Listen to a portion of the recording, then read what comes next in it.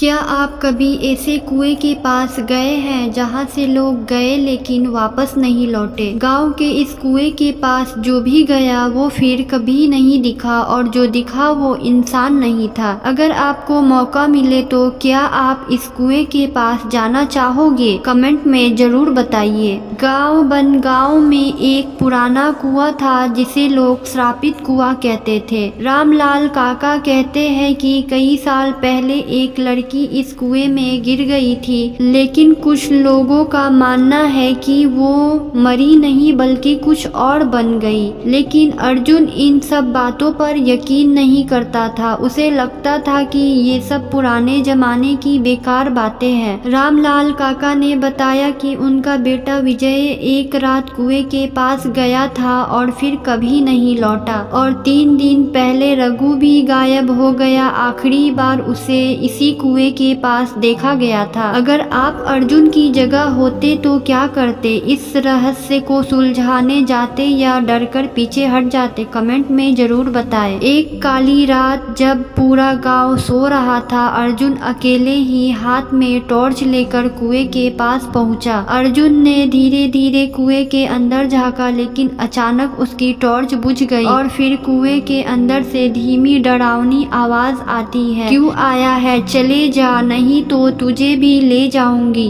अर्जुन डरते हुए पूछता है, तुम कौन हो?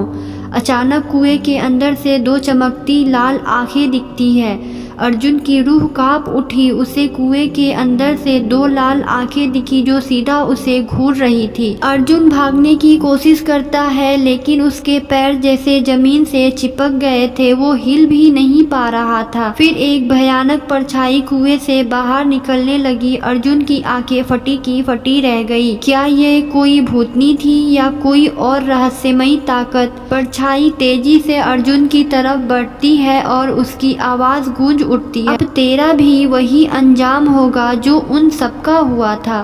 अर्जुन की जोरदार चीख पूरे जंगल में गूंज उठती है। अगली सुबह गांव के लोग अर्जुन को ढूंढने पहुंचे, लेकिन वहां कुछ नहीं था सिवाय उसकी टॉर्च के जो कुएं के पास पड़ी थी। क्या अर्जुन कुएं में गिर गया या फिर कोई अनदेखी ताकत उसे अपने साथ खींच ले गई? सच जानने के लिए पार्ट 2 का इंतजार करें। और अगर आपको यह कहानी पसंद आई हो तो लाइक करें और कमेंट में बताएं कि भाग 2 में अर्जुन के साथ क्या हो सकता है। चैनल को सब्सक्राइब करें ताकि आप अगला